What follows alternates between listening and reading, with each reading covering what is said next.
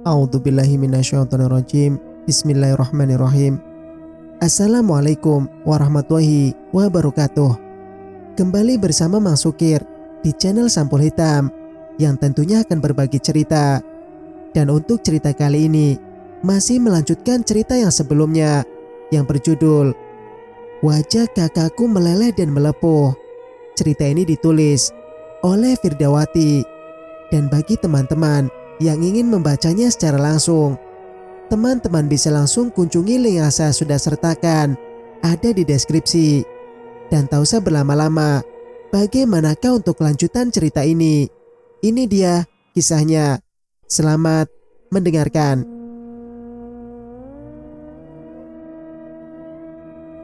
Satu jam perjalanan, kami sampai di rumah bapak dan ibu. Loh, mana Ning? Kok kalian pulang berdua saja? Mbak Ning masih berada di rumah sakit jiwa, Pak. Bu, Mas Andi tidak mau melepaskan Mbak Ning pulang. Apa? Kalian tidak salah bicara. Mengapa membiarkan Ning tinggal di sana? Kamu tidak takut Ning ikut gila melihat banyak pasien tidak waras di sana? Papa dan Ibu tenang dulu. Sebentar lagi Mbak Ning pasti pulang. Kok kalian yakin sekali? Mana mungkin si Andi yang stres itu mau melepaskan Ning? Dari awal Bapak sudah khawatir, tapi kalian memaksa terus. Bukan hanya Mbak Ning yang pulang, Pak, tapi Mas Andi juga pulang. Maksudmu Laras? Mas Andi sudah sembuh, Pak. Sekarang mereka lagi merapikan semua barang Mas Andi dan menyelesaikan administrasi rumah sakit. Makanya mereka pulang lebih lama dari kami.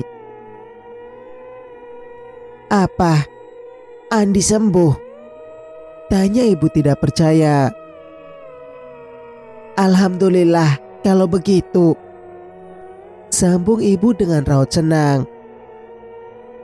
Assalamualaikum, ucap seseorang menginterupsi kebahagiaan bapak dan ibu mendengar kabar kesembuhan Mas Andi. Waalaikumsalam, sahut kami dari dalam. Sejurus kemudian aku melangkah ke pintu, lalu membukanya. Bang Irfan. Aku kaget dengan kemunculan Bang Irfan ke rumah kami. Tak terkecuali Mas Bagas, ibu dan bapak. Apa tujuannya datang kemari? Sekedar berkunjung atau ada maksud lain? Untuk apa lagi kamu datang ke sini? Masih berani menunjukkan batang hidungmu setelah apa yang kamu lakukan pada Ning? Pergi! Hardik papa dengan napas menderu. Pergi sekarang! Tunjuk papa ke jalanan. Kami tidak menginginkan kamu datang lagi ke rumah ini. Aku tidak menyangka bapak semarah ini pada Bang Irfan. Meskipun Bang Irfan banyak salah. Pak, tidak boleh begitu. Kita dengar dulu tujuan Bang Irfan datang ke sini. Bapak tidak bisa lupakan penderitaan Ning. Sekarang untuk apa kamu datang tanpa rasa bersalah? Maafkan saya, Pak. Bu, saya mengaku salah. Tuh, Bapak bisa dengar sendiri kan? Bang Irfan hanya ingin meminta maaf. Masuk Bang, ajakku tak lama kemudian. Terima kasih Laras. Tidak boleh. Kamu di luar saja. Sekarang bicara yang jelas. Apa tujuan kamu datang ke sini? Maaf Bang Irfan. Di sini juga tidak apa-apa. Ada angin apa nih? Abang datang ke rumah kami. Rasanya sudah lama abang tidak datang berkunjung. Meskipun hatiku sakit apa yang diperlakukan Bang Irfan dulu, tapi aku tetap berusaha bersikap ramah. Marah itu tidak akan menyelesaikan masalah, tapi dengan kepala dinginlah semua yang rumit menjadi mudah dan terurai. Tujuan saya datang ke sini ingin meminta maaf pada Ning. Gara-gara saya hubungan Ning dan Laras jadi renggang. Gara-gara saya, Ning menjadi liar dan kasar, hingga ia mendapat penyakit. Saya tidak bisa diam saja tanpa meminta maaf. Dengan mudahnya kamu meminta maaf setelah Ning melalui penderitaan yang tidak sedikit. Di mana hatimu, Irfan? Dengus Bapak Masam. Kamu tahu apa penderitaan Ning? Sambung Bapak setelah menarik napas perlahan-lahan. Saya sudah tahu, Pak. Lara sudah menceritakan semuanya. Makanya saya datang ke sini meminta maaf dan sangat menyesal. Baiklah. Kamu Bapak maafkan. Sudah tidak ada lagi kan yang mau dibicarakan. Silakan tinggalkan rumah kami. Allah saja Maha Pengampun.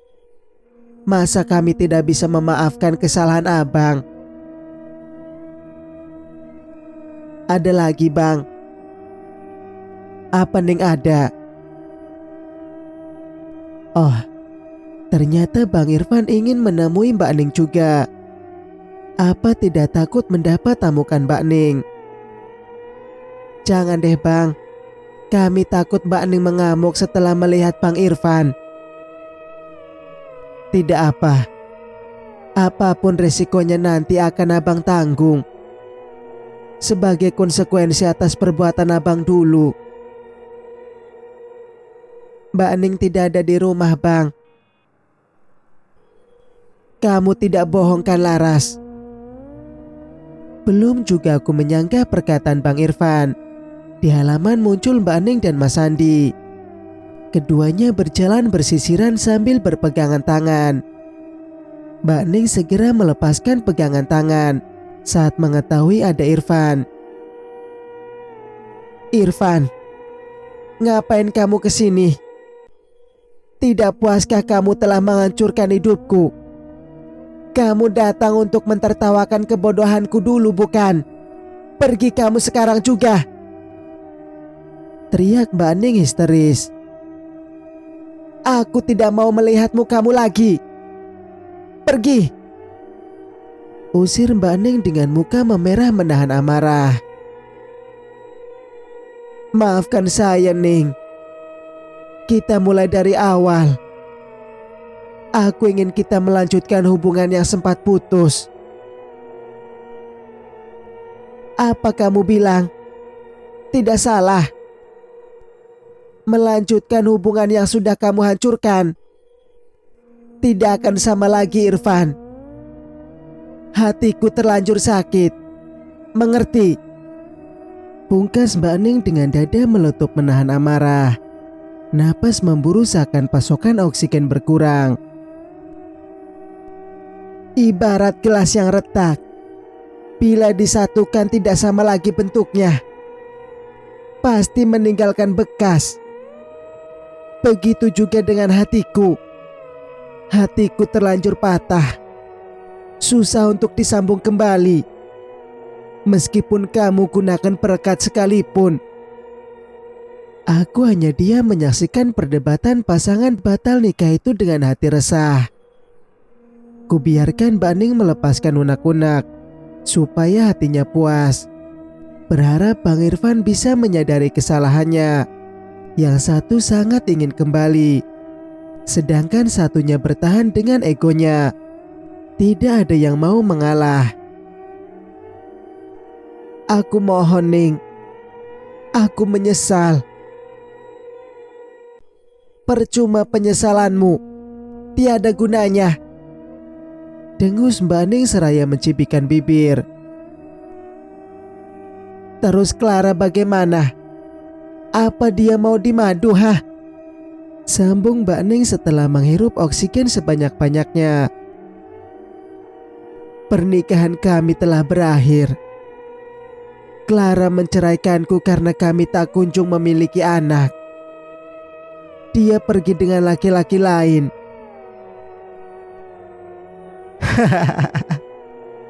Tawa Mbak Ning pecah membahana. Lalu sejurus kemudian berganti tangis. Akhirnya kamu mendapatkan karma atas perbuatanmu sendiri, Irfan. Tapi maafkan aku. Aku tidak bisa menerima cintamu lagi. Sekarang kita bersahabatlah saja. Jika tidak ada lagi yang ingin kamu sampaikan, sebaiknya kamu tinggalkan rumah kami. Sesekali Mbak Ning menghapus jejak air mata yang sempat keluar.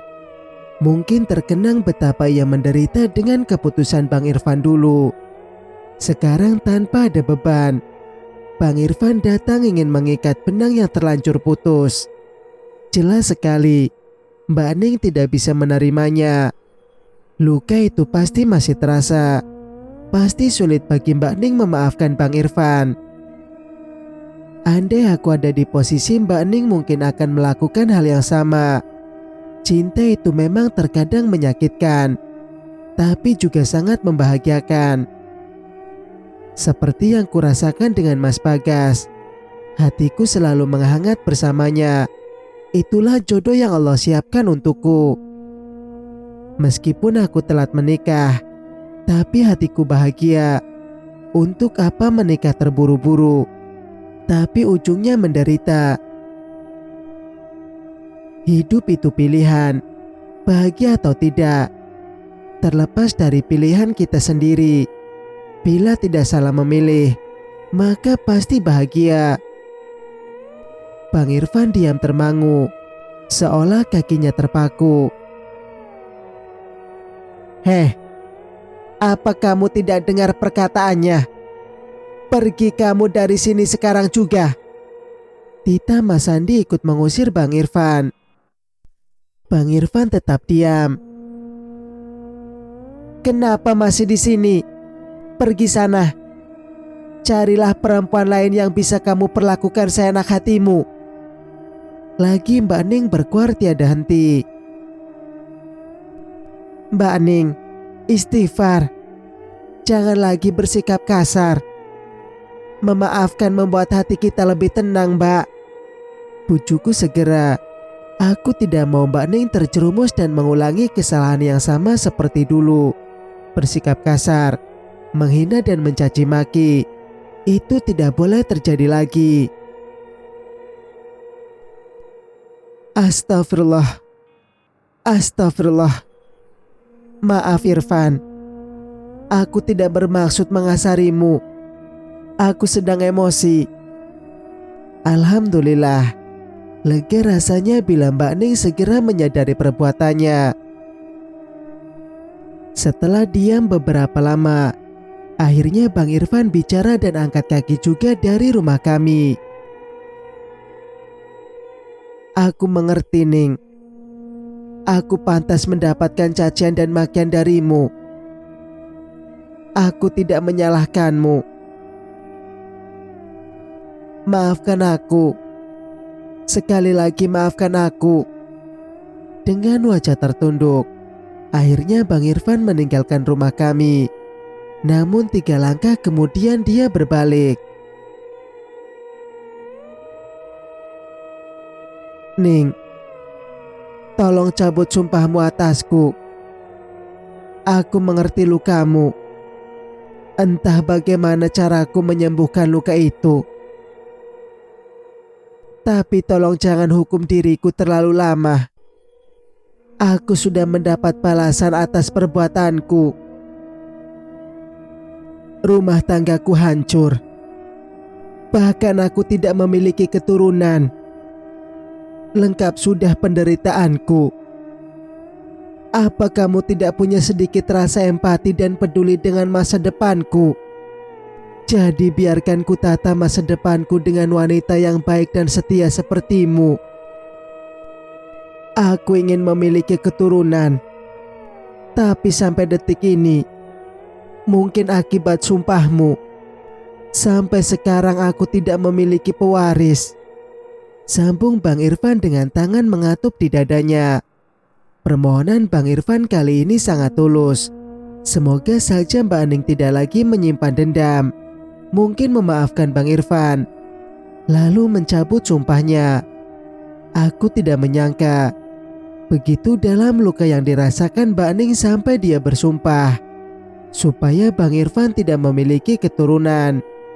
Mereka berdua sama-sama terluka dan menyakiti diri masing-masing. Tidak masalah. Aku juga tidak mau menyimpan dendam terlalu lama. Lagian aku juga mengerti jodoh, maut, rezeki sudah ketentuan Allah. Baiklah Irfan, sumpahku atasmu ku cabut hari ini juga. Semoga di pernikahanmu berikutnya kamu memiliki keturunan yang soleh dan solehah. Amin. Serentak kami mengaminkan doa Mbak Ning. Bang Irfan tampak tersenyum lega. Tadi wajahnya tertunduk dalam, sekarang terangkat lebih tegak mencoba tegar. Belajar ikhlas atas ketentuan Allah. Setelah mendengar Mbak Ning mencabut sumpah itu, Bang Irfan berlalu pergi. Sebelumnya Bang Irfan masih sempat mengucapkan kata terakhir. Maafkan aku sekali lagi Ning. Bapak, Ibu, dan kamu Laras. Kamu yang ikut ke bawah-bawah dengan masalahku dengan Ning. Aku mengerti sekarang bahwa menjalin hubungan itu harus dengan niat yang tulus, tanpa ada embel-embel apapun. Menerima semua kelebihan dan kekurangan dari pasangan. Ini pelajaran berharga bagiku. Aku mohon doa kalian semua. Semoga ada wanita sebaik Ning yang mau menerima lelaki sepertiku. Setelah bersalaman dengan semua anggota keluargaku, Bang Irfan pun akhirnya pergi, membawa sebongkah harapan untuk masa depannya. Semoga saja harapannya itu terkabul. Lega rasanya tidak lagi melihat wajah memelas Bang Irfan. Aku kasihan melihatnya. Sungguh nasib yang telah mempermainkan sepasang kekasih yang gagal menikah itu. Mbak Ning bisa ikut aku sebentar ke kamar. Aku mau bicara serius, tapi tidak di sini. Tidak enak bila kedengeran sama Mas Andi. Mbak Ning mengangguk. Andi, aku ada perlu sama Laras ke kamar sebentar. Kamu di sini dulu. Silakan minum dan nikmati cemilan lebih dulu. Iya nak Andi. Silakan diminum dan dinikmati jamuan ini. Ucap ibu lalu menyodorkan gelas dan makanan ke hadapan Mas Andi. Setelah melihat Mas Andi mengangguk, aku buru-buru menarik tangan Mbak Ning dan membawanya ke kamar. Sesampainya di kamar aku sampaikan maksud dan rencanaku. Mbak Ning sungguh-sungguh tidak ingin kembali pada Bang Irfan. Mumpung dia membuka hati kembali. Ingat Mbak Ning, kalian berhubungan cukup lama. Mumpung dia belum jauh, kejar sekarang juga. Ku coba mengingatkan Mbak Ning sebelum Bang Irfan pergi terlalu jauh. Kulihat Mbak Ning menggeleng. Tidak Laras. Rasa yang Mbak miliki untuk Irfan sudah mati sejak dia meninggalkan Mbak. Dan justru memilih Clara sahabat Mbak sendiri. Benar Mbak tidak menyesal nanti? Iya Laras. Mbak tidak akan menyesal. Singkat cerita, rasanya berkumpul dengan keluarga hal yang paling menyenangkan. Untungnya Mas Bagas tidak menolak keinginanku. Makanya disinilah aku sekarang, tinggal bersama bapak dan ibu. Aku kesepian di sana sendirian, sementara Mas Bagas sibuk bekerja di rumah sakit. Pagi ini aku baru saja selesai sholat subuh. Setelah merapikan mukena dan sajadah, aku beranjak ke jendela, membuka pintu dan membiarkan angin segar masuk menggantikan udara di dalam yang sudah tercemar dengan bau iler. Aish, ilerku dan Mas Bagas pastinya. Hei, melamun lagi. Apa sih yang kamu pikirkan? Tiba-tiba Mas Bagas memelukku dari belakang. Aku tidak melamun, Mas, tapi tengah tersenyum bahagia. Apa yang membuatmu bahagia? Mas mengizinkanku tinggal di sini dan tidak kesepian sendirian ditinggal di rumah mewah dan besar di sana. Kamu sangat bahagia tinggal di sini. Iya, Mas. Aku bahagia bisa kumpul dengan ibu, Papa dan Mbak Ning. Di sini rame, di sana sepi. Meskipun di sana rumah mewah, besar, tapi aku sering ketakutan sendiri kalau Mas pulangnya malam. Kan ada Pak Supri dan Biatun. Selama Mas Bagas mengingatkan bahwa aku tidak sendiri di sana. Ya beda lah, Mas. Tidak senyaman bila bersama ibu, Papa dan Mbak Ning. Kamu benar. Keluarga tempat ternyaman saat kita kumpul. Sampai kapan kita tinggal di sini, membebankan orang tua? Sampai aku tidak lagi sendiri. Sampai kita tidak lagi berdua, tapi jadi bertiga, berempat, berlima dan bersepuluh jika Allah mengizinkan. Ide bagus. Kita bikin sekarang yuk. Ajak Mas Bagas lalu menarik tanganku ke tempat tidur. Kan udah semalam, Mas. Masa mau lagi? Biar cepat datangnya, kita harus rajin. Saut Mas Bagas mengerlingkan matanya. Maunya. Aku mencibik memonyongkan bibir. Tak bisa menolak keinginan lelaki yang selalu menomorsatukan kebahagiaanku. Terjadilah apa yang harus terjadi pagi itu. Kami lewati surga dunia dengan harapan besar tersemat dalam dada. Semoga segera datang penyemangat dan pelipur lara dikala kepenatan melanda. Hari pun berganti sore. Mas Bagas belum pulang dari rumah sakit. Seperti kebiasaanku di rumah mewah dan besar itu, di sini pun kebiasaanku tidak berubah. Setiap sore hari, aku menyirami tanaman. Tanaman yang tadinya sempat tidak terawat karena kesibukanku merawat Mbak Ning. Banyak yang layu bahkan mati. Kini telah hadir kembali dengan suasana baru. Setiap sore Mas Bagas pasti membawa bunga apa saja. Tak perhitungan, bunga mahal sekalipun tak luput ia bawa. Loh Mas, bunga ini kan sangat mahal. Tidak cocok dibawa dan ditanam di sini, ucapku suatu hari.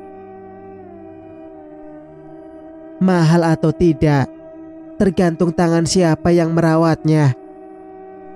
Mas kira di mana saja bunga itu cocok untuk diletakkan? Aku tersenyum bahagia bila mengingat semua itu. Cie-cie, Tante Lara senyum-senyum sendiri. Ajak aku napa Tante? Aku segera menoleh. Tampak di halaman, Ayla, Aini dan Anjas berdiri dengan senyum terkembang di bibir mereka. Aku segera menutup selang dan meletakkan pelan-pelan. Kalian, seruku tertawa senang tak lupa mengembangkan kedua tangan. Serentak mereka bertiga menghambur dalam pelukanku. Kalian kesini bertiga aja? Tanyaku seraya mengedarkan pandangan. Tidak, seru Aini. Ada papa juga. Sekarang papa lagi parkirkan mobil. Sekarang aku makin dekat dengan ketiga ponakanku. Dulu mereka takut untuk dekat-dekat denganku. Setelah wajahku lebih terang dan menarik, mereka tidak takut lagi. Setelah pertemuanku dengan Bang Harun di rumah sakit kala itu, kami lebih sering ketemu. Akhirnya aku berhasil membujuk mereka untuk datang ke sini. Buktinya sekarang mereka bertiga datang. Pasti Mbak Ning bahagia melihat mereka. Aku tidak bisa membayangkan betapa Mbak Ning bahagia dengan kedatangan anak-anaknya. Ayla sekarang duduk di bangku sekolah menengah pertama, SMP, kelas 8. Aini kelas 6 SD. Dan Anja si kecil kelas 1 SD. Tak lama Bang Harun muncul di ujung halaman. Senyum merekat terbit dari bibirnya. Akhirnya Bang bersedia datang ke sini. Mbak Ning pasti bahagia melihat kedatangan mereka bertiga. Mbak Ning sangat merindukan Ayla, Aini dan Anjas. Laporku dengan raut wajah tak berhenti tersenyum. Iya Laras, maaf baru bisa datang sekarang. Kamu kan tahu sendiri, Ayla dan Aini belum mau datang ke sini. Tapi setelah abang bujuk, akhirnya mereka bersedia ke sini. Iya bang, aku mengerti. Ayo masuk ke dalam, ajakku pada mereka. Tak lupa ku gandeng tangan Anjas dan Aini. Sementara Ayla karena paling besar melangkah di sisiku. Mbak Ning, seruku memanggil. Lihat siapa yang datang, teriakku lagi. Yang dipanggil tak kunjung menampakkan batang hidungnya. Tak berkecil hati, kuulangi memanggil sekali lagi. Namun sama saja, Mbak Ning tak muncul. Duh, Mbak Ning kemana sih? Tadi perasaan gak kemana-mana. Apa mungkin tidur? Desisku dalam hati. Akhirnya aku pergi ke kamar Mbak Ning, mengajak ketiga ponakan ikut serta. Maaf tante, aku menunggu di sini saja, elak Ayla dengan raut menyesal. Aku juga, timpal Aini ikut-ikutan Ayla. Ya udah tante, sama aku saja, hibur Anjas ketika melihatku sedih dan kecewa. Kembali senyumku merekah.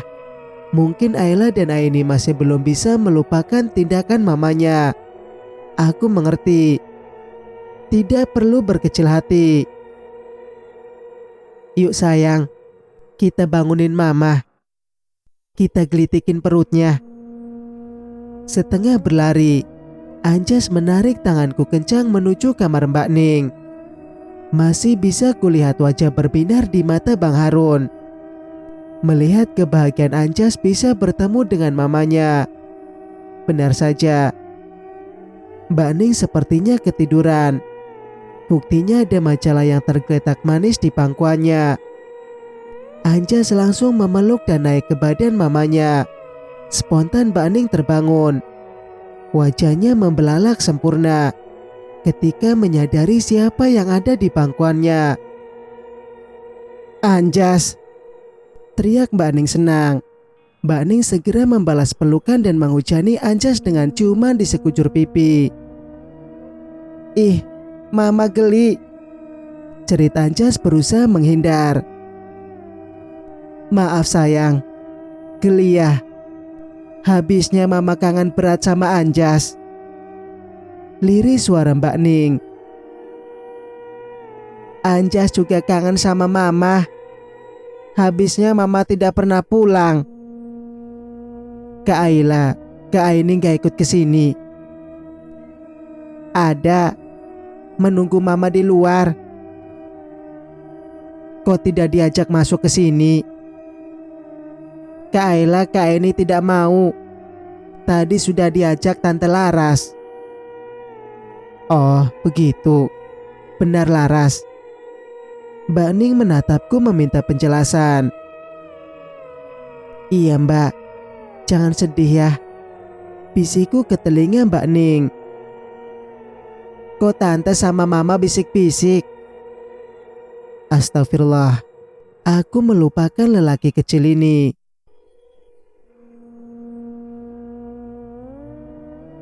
Cerita pun bersambung. Jika kalian suka dengan ceritanya, jangan lupa untuk like, komen, dan subscribe channel ini agar bisa mendengarkan cerita-cerita berikutnya. Wassalamualaikum warahmatullahi wabarakatuh.